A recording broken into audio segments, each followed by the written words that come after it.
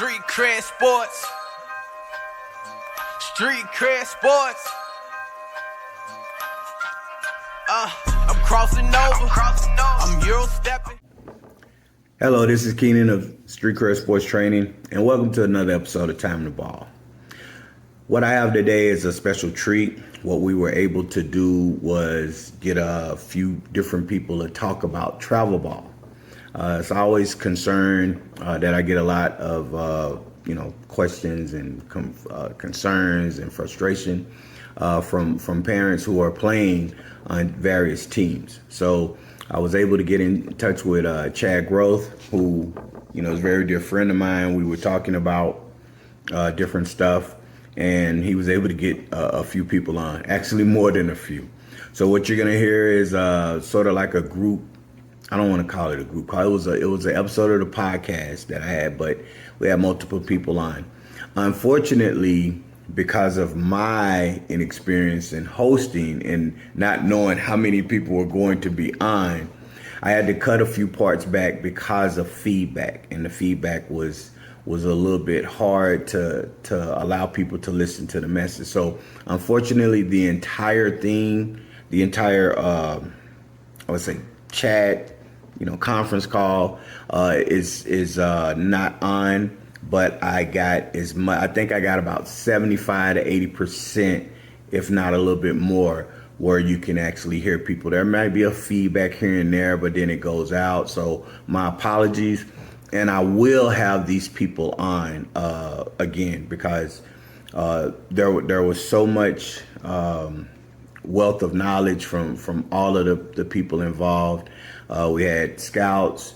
We had college coach. We had travel AAU team coordinators, or for those organizations that were very prestigious in the circuits. They're in their respective circuits. So I'm excited to let you listen to it. I hate that there were some parts I had to cut out because, again, feedback was really bad. But I think you will enjoy the information that's on there. I'm going to do it again, trust me, and I'll be better. All right, so send your negative comments, man. You don't know what the hell you doing. You need to get you're an engineer to do that. Yeah, I didn't expect to have as many people on as I did. So, but without further ado, I will put that on and then let you guys enjoy. Please send me your information, future questions, because as I said, I will be doing this again for things that I might have missed. Enjoy. Street Cred Sports Training. Welcome to another episode of Time to Ball. I have a very special treat for you guys. I have a plethora of heavy hitters when it comes to scouting, coaching, development.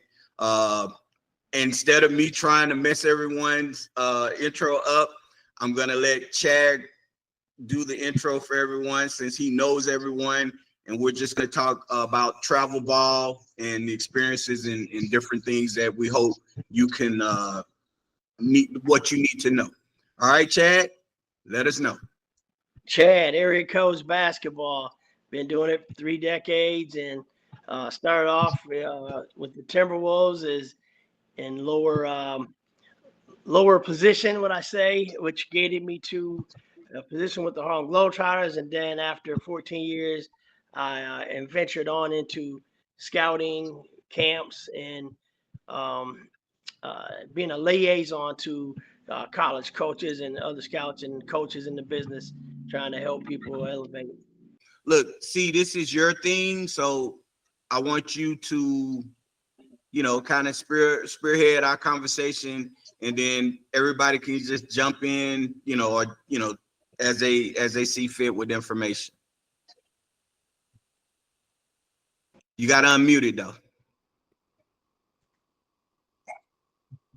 Okay. I know everybody on here is influential in basketball in some way, so I thought to tag them in real quick and see if they could join us for a quick call as we talk about the summer recruiting, the right events to play in, and how to pick the right events, or how to put your players in the best position, because everybody here I know has a heart to try to help kids in one way or another get to college or get to their end game. Keenan and I were talking this morning on a conversation we have had for the past couple of years, because there are one or two teams that we personally know. I won't say their names or the tournament, but they're playing in the tournament right now with recruitable players that missed the total live period. They went to one live event in the spring, but they missed the total July live period to be in front of coaches. And I always kind of give them a gauge where they should be, where either I know myself or other scouts will be at, or what best fits their team financially, where it's easier to be in front of coaches. Of course, they're not a high level team, so I wouldn't recommend them to go to, they're not a circuit team. So just choosing where you should go and where to put those players in position, instead of just say go to California to be at Disneyland. It doesn't benefit guys that are unsigned or even juniors that are rising seniors. I'm using California, just not the California pointing out anything in California, but it's just that people miss on a lot. So then we gauge in, well, let me just hit some people that can probably talk about what they do, what they look for, where they go, what makes sense, what doesn't make sense. So I hit everything from a coach to a parent, AAU person, and a scouts as well. David does a lot of work in Texas, and so he sees a lot. He goes to dead period events, live period events, and I can't speak, but let David talk. But he sees different angles. He finds players like I do at non-live events. I scout boys, girls, high school, men and women, junior college. And now I deal with more portal stuff. I have a scouting service, so it benefits me to see a lot of people in a short amount of time. So I'll let somebody else speak on kind of how their July went, or how they can say kind of off of what I just kind of went off. I run a basketball program called TPT as well, which is the Players Tribe, kind of goes together. But yeah, so we had a 17U team play, and several kids got opportunities from Division II, Division III, junior college, and other leagues, Christian leagues. I do think that there's a little misconception with some of the circuits and being affiliated with different brands. Whether it's Adidas, Under Armour, what else? New Balance. Obviously a lot of those leagues are really good, but there's a lot of AAU teams that I think should be playing locally and going to different camps and actually getting seen by these coaches, versus just spending all their money that they have while they're still in high school. And I think that there definitely needs to be more education on that. And I think that's a great opportunity for us to kind of, speak about it. Okay. Guys, can you hear me? This Coach. Yes, we can hear you. Yeah, my apology. You guys are a lot smarter than me, and I'm not very computer literate. So I hopefully you can hear me. But my background's real quick. Is I'm 63. I've been in it 57 as a player, coach, and coached high school, college, pro, and we have a recruiting service. That's mainly what we're known for. But I'm very impressed with Indiana Elite Coach, because he has a great team, and I got to watch him play. So congrats to him, and I'm glad to meet all the rest of you guys. So I'm just here to kind of listen and learn. So go ahead and go forward. Okay. Well, I'm so ecstatic that we finally got you on, so I can put the voice to the face. Thanks for, all right. So anyone else want to chime in, or do you want me to just call you just so I can make sure everybody gets to talk? Yeah, I'll chime in real quick. I only have a couple minutes to stay on. I appreciate the invitation, Chad. We all have different looks at summer ball and circuit and all that stuff. I think for me, it's always dependent on what my current position is, and my current one as a JUCO coach, I'm looking at very different level players, right? Every year I get at least one Division I transfer that comes in, whether from St. Mary's or Northwestern or whatever. I get somebody that comes in, but the majority of my players that I'm looking at, I'm going to be at the middle of the road, local tournaments here in Vegas, and then of course try to get to some of the big ones to get those kids that slip through the crack. But I think it all depends on where you are as a coach or a recruiting service. You're going to try to cover every single level. The gentleman just who spoke is, whether it's the Christian leagues or the NAIA or Division III, Division II, there's schools for everybody. The elite level players is probably 20% of the players, and they are elite and they got to get in front of the right coaches. But I'd say the 60% of the players that aren't elite is the largest group of players out there in tournaments. So I think as a player and a parent, you got to really just do some homework. And with ChatGPT, you can find out quickly where you should be and if that program is getting in front of the right coaches and tournaments. But again, I think it's all situational, and I've found some steals, whether just recruiting locally here, going to high school games as opposed to AAU stuff. Chad knows that my current situation as a JUCO coach, I have to have 80% local kids per my school president. So I can only get 2 out-of-state kids a year. So my recruiting is done during the season at the high school games. Of course, I'll go see some of the kids play against better teams here in Vegas when the bigger showcases come around.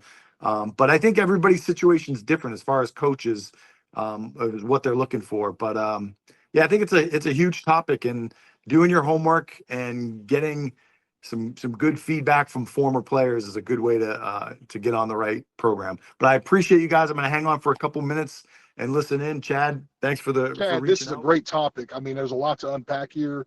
I think a lot of people get lost in the shuffle. There's a lot of hustle out here, a lot of false promises, a lot of lying. But all that said, there's so many good people in the world of AAU basketball, from tournament directors to scouts to coaches, to program directors, whatever it may be. I think the best way to put it is right now, in the current climate we're in for NCAA basketball, forget about, not just Big Ten, ACC, Power 5, whatever it may be, but just Division I as it is. You're now competing against, you're always competing against JUCO kids, but now you're competing against Division II kids in the transfer portal, other Division I transfer portal kids, international kids. There's such a big pool to go against that it's just really, really hard to get a Division I scholarship nowadays. So how do you go about getting one? Well, obviously you got to be good enough. I think a lot of people get caught up in wanting to play 3SSB or EYBL right away, right? If you're good enough and you can play, then absolutely play. I think at 15U and 16U, you should play on a team where you can play the most minutes and get better, that's well coached and well organized, because that will help you prepare for a better high school season, which in turn will help you prepare for 17U, because 17U is where you're going to get the most offers. There are some programs, I'm fortunate enough to be a part of one, where we do get kids that get recruited at 15 and 16U because we do have the elite level players, as Coach talked about earlier. But that's more of an outlier than the norm, right?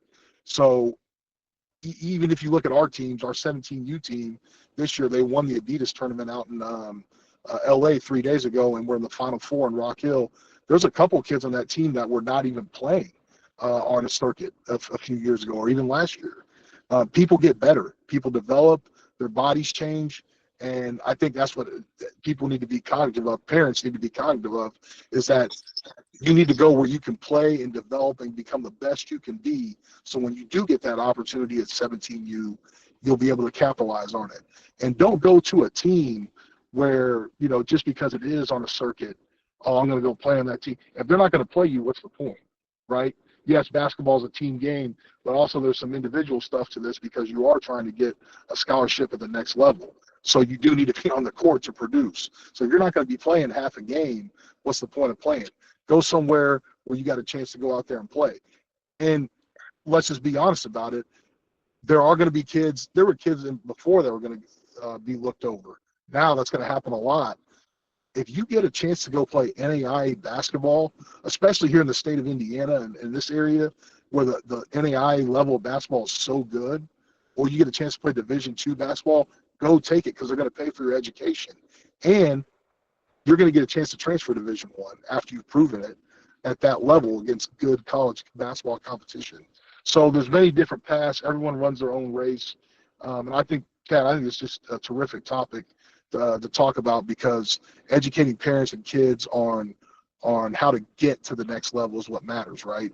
I mean, I can tell you from Indiana Elite alone, Brooks Barnheiser just got drafted by the Oklahoma City Thunder out of Northwestern. He played on our second team. He was not even on the 3SSB team. Not that he wasn't good enough, but there were other kids ahead of him. And now he goes to college. He has a great career. He gets drafted. Jake LaRavia, same thing. Desmond Bain, same thing. All those guys were on Indiana Elite second teams and either worked their way up to the first team at 17U or didn't even play on it at all, yet went to college, found a good spot, got better, and now they're in the NBA at the highest level of basketball. That's great. That's outstanding. Thanks, I want Coach. to ask, this is a question too. I always get hit with, and I have different beliefs on it. Depends on the player. But I know, Kristof, since you have a younger team, Brian deals with younger teams, if a kid is a 15U player, but he's a varsity level player, because I see a lot. If a varsity level kid is dominating in high school, because there's plenty of kids out there doing it, they're averaging 20 plus a game in high school. Should they stick with a 15U team? Should they play up to a 16? They're freshmen now, but they've done it as a freshman, playing against older guys. Should they stay with their age, or should they jump to 17U where they're playing against guys? I have a experience with Jalen Suggs. Now, obviously, there's the kid was 13U, and he was starting varsity as a seventh grader and averaging about 14 a game in seventh grade. Now, mind you, at that time, he might have been 5'11" at the most, but his mental was ready. So I told his dad, when we combined forces and combined system to form Sizzle at 214, I told his dad, shit, let's play him up. You know what I'm saying? He done played 17 all year long. I said, we know how to hide him in situations because he's not physically gifted enough right now to deal with the pounding at that age group. So we just kept him on the perimeter because he made great decisions. Now, everybody ain't no damn Jalen Suggs. You know, there's a ton of kids, you like Bam Abayo. I remember when he was younger, Bam was 13 years old. He was 6'7", looked like a grown-ass man. You know what I'm saying? So, there's certain kids you can do that with, and there's certain ones. Now, we moved Chet up his ninth grade year to play 17U, and he's playing with Jalen and Dane, Chet's a year behind Jalen. But Chet physically, at the end of the summer, Chet was damn near in a wheelchair because he had just got beat up so much. But a year later, he was the number one player in the country. You know what I mean? So every kid, I got a kid right now. I know Indiana Elite. We played them down there at the SSB team, and I thought they were so talented. We lost to them in the championship game, but I got a kid right now that plays for my program, Achima Doko, the 6'7" lefty that we got. He's 15U, and he played varsity all year long at De La Salle. Now, we had him playing some 16U last year, the 8th grader. He's a kid I definitely think next year at 17U, it wouldn't hurt him at all, as far as, because the physicality and everything, I think he'll be ready if we choose to play him up next year. A lot of the kids like him, he's a kid that kind of likes to play with his buddies and it doesn't mind playing his age group, because we just play up all throughout the year. Then when we go to a tournament like Big Time, we drop down to our age group. But I think everything kind of varies on what the kid wants to do and what type of goal the parents have for what they want their kid to try to participate in. 17U is where every kid should probably play because they're playing varsity if they're like 15 and they're good enough to be at 17U. Because I think maybe with you guys, Minnesota Sizzle, or maybe Indiana Elite, Compton Magic, guys will go ahead and play 15 or 16U, but not as many coaches will attend, but they still have people watching you. But if a kid can play 17U, then I think it's always the best thing, whether it's like Stanley Johnson, 4 years at Mater Dei, never lost a game in high school, 4 years playing for Oakland. Factors that go into that. If you're Jalen Suggs, Yeah, you can play up. That is an NBA player that is, you don't have to know basketball to know Jalen Suggs can play in the NBA. That's a no-brainer. Jason Gardner is so elite athletically and so physically gifted, he can play up if needed to be. But I think, Yes. LeBron and I came out the same year. And so I grew up playing against him in AAU a lot, being Indiana, Ohio. And he played his own age group. Now he play up every now and then. AAU was a little different back then.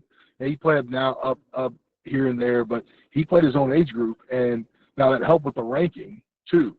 But again, this is a different situation.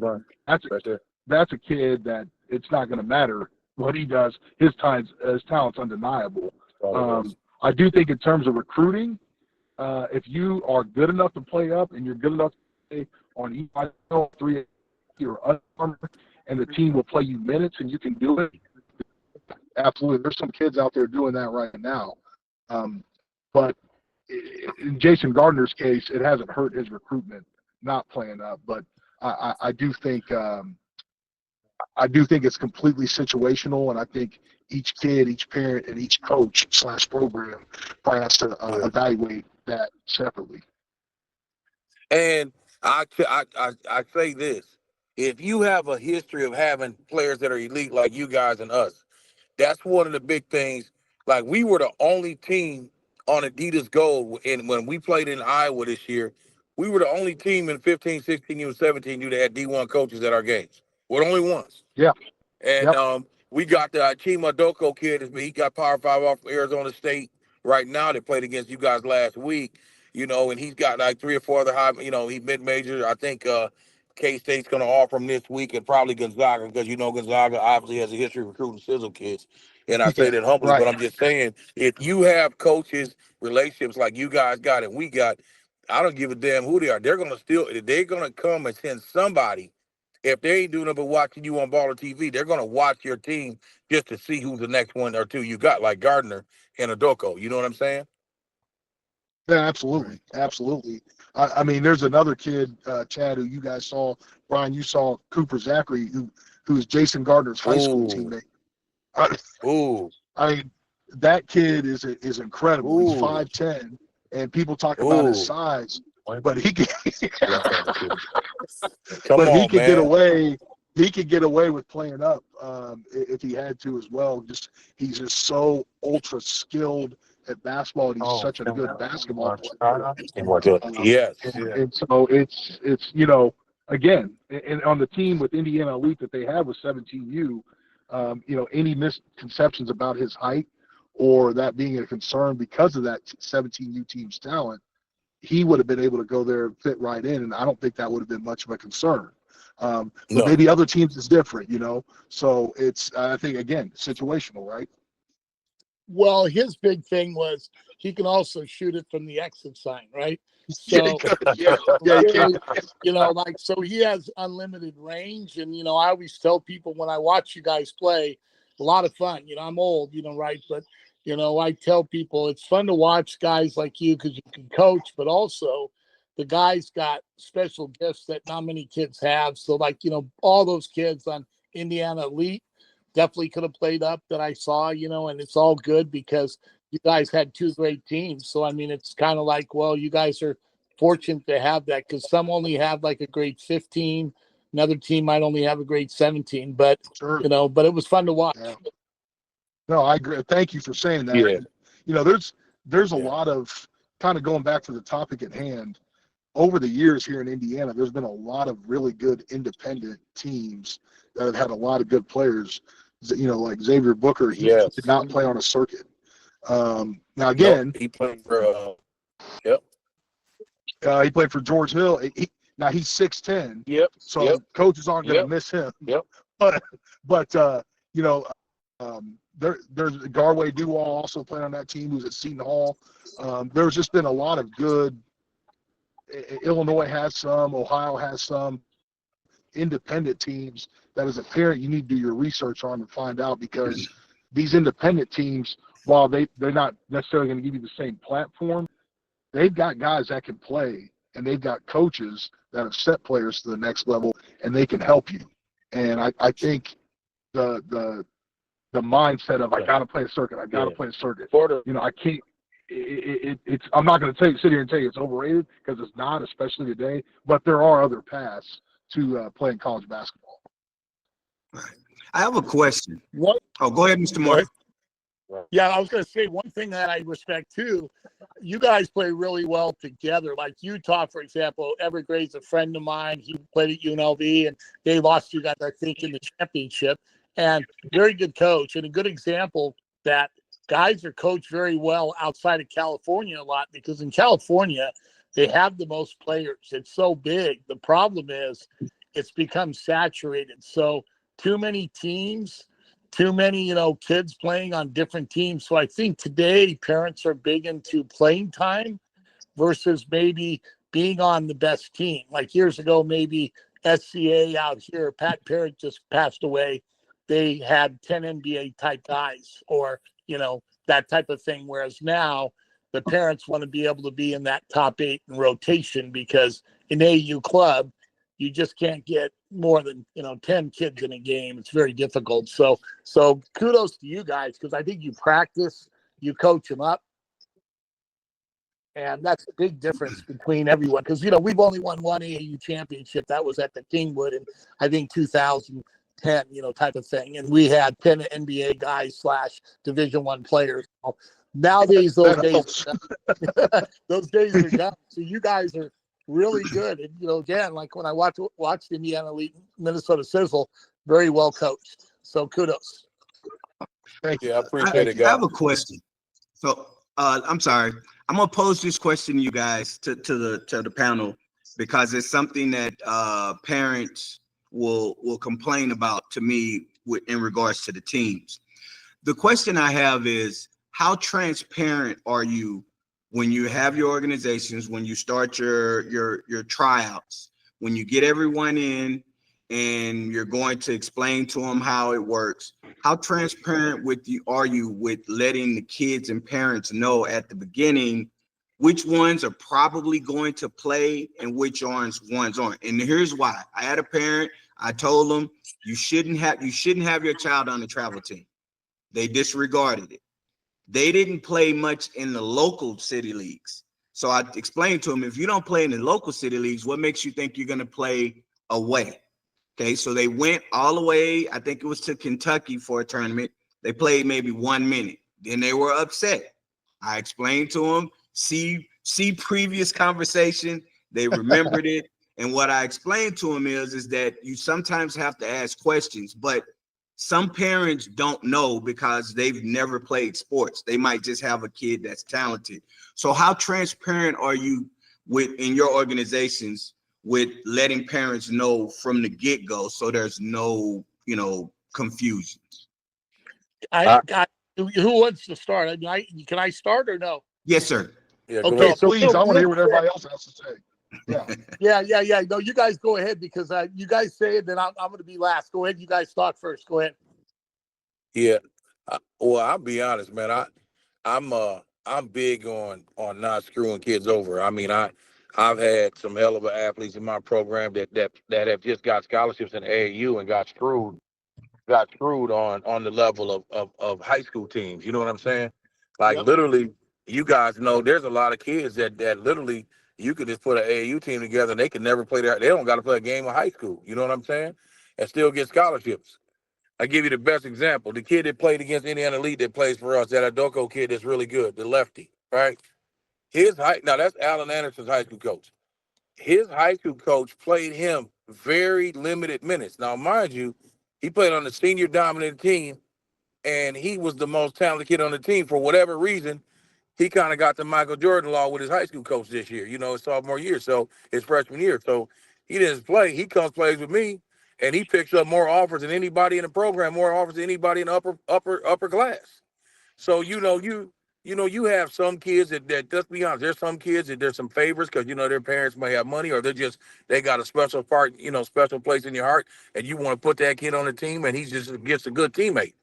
Sometimes you need to have good teammates on the team instead of everybody that thinks they're freaking LeBron James or everybody thinks because you play for Indiana Elite or Sizzle, you're going D1. That's the false narrative that a lot of these parents think. If they put that jersey on, they're going to go Division One. And I know we run into that all the time. You know what I mean? And I know Indiana Elite does 2 times over. So it's kind of a hit or miss, but I don't bullshit kids. Like the same way I hold a kid that's elite, I hold the hold the other kids up to the same standard as far as responsibility. So when they do get in the game, they're going to get an opportunity to show whether or not they belong out there. I'm not going to yank them after one play, they throw a turnover and let my other starters get 3 or 4. I'm not going to do that. But once again, there's politics in this business. You got a bunch of people that put kids on teams for money and different financial gains and different, relationships maybe that coaches have with families and stuff like that. But again, I think, I'm big on loyalty. So for me, I don't do that shit at all. Good. Great. It's weird. It's crazy. We were just talking about the 15 and 16s. Brian, I have, since I got back, since Vegas ended on the big time ended on Sunday, I've had about a dozen calls on your 15 and 16U players. So something's getting out there. You too, Kristof, and Mike got quite a few on your guys, unsigned seniors. No, I appreciate that. So No, that's great, Chad. Go ahead. Yeah, piggyback off what Brian said. He's exactly right. You cannot lie. If you lie, you lose all credibility. And that's going forward, because you say that to a high school coach, you lie to a high school coach about his kid, well, he's got more players coming. You say it to a parent, well, they know other parents. So if you lie and you're untruthful, it's going to come back to bite you. We're fortunate enough that we do have Adidas Gold teams that are underneath us that are kind of like, you could almost really compare it to a AAA team. And so, obviously a kid like a Jason Gardner or Cooper Zachary, you don't have to worry about their ability to play. But you have other kids, oh man, he looks pretty good, I think he can help us. And maybe he's better than you think, or maybe he's not as good. So you tell them ahead of time, hey, listen, here's the situation. This is what we got. This is what I foresee based off what you've done so far in your high school season or what you did in AAU last year. I think you'll play X amount of minutes, but I can't guarantee that. Now, if it doesn't work out and you want to play a bunch, we'll put you on the gold team and you'll play, 3/4 of the game, and you'll get a chance to get better. But I think if you lie and you're untruthful, which you get stories like that all the time coming from other AAU programs and coaches, and it's just something that parents have to do their due diligence on. To check their background and say, hey, is this team or this program, are they on the up and up, or are they selling a bag of goods? But I think the minute you lie and you lose all credibility in terms of telling kids, you'll play this amount or that amount, then you're kind of up shit creek without a paddle, for lack of a better term. The best statement, I think, is when you're honest, it goes all the way through the business. And the one thing I want to share, what we do every year with the speech, we tell the parents less than 1% will play in to college. not have a lot of those things that happen. Unfortunately, not every organization is built foundationally the way your programs are. So I'm sure the parents appreciate it, but as someone who can use this to try to help other people, I'm sure they're going to appreciate all the knowledge you have. Okay, so I hope you enjoyed the group chat or conference call or podcast, whichever one you want to utilize to describe what I was able to do. Again, I apologize. First one, got to get on my man C for scheduling that many people. Every time I was on and we have somebody, then it's beep, somebody wants to be added, and I'm like, oh my God. So I did mess up again. I hope you were able to get the information. It was a lot of information, a lot of heavy hitters, as I said. I was, in awe of all of the stuff that they had to say as far as, the teams that they have, the elite teams, the players that they've had, the information they were able to give from the coaches, from the scouts, from the travel teams and everything. So it was great. It was great. I was just so excited, like a kid in a candy store. I can't wait to do it again, because there were a few people that I wasn't able to get because of the feedback. and it didn't work well. So I apologize to them, but their voices will be heard. I will be doing another one to get them in. So hope you enjoyed everything. There was things that I didn't quite know, and comment, send us your feedback on there, send us your questions. So when we do another one, I can make sure I address directly things that everybody has concerns with, because not everybody's concerns are the same, and I don't want to pretend to know everything. So with all of that information and all of those things that went on, I'm going to end it here. So remember, like, subscribe, follow, comment, let us know what you think. With all of that, I'm going to end it the way I always do. If it was easy, everyone would be doing it. I'm out. Street cred sports, say it with your chest. Yeah. Go get it from the net. Street cred sports, okay, that's a bet.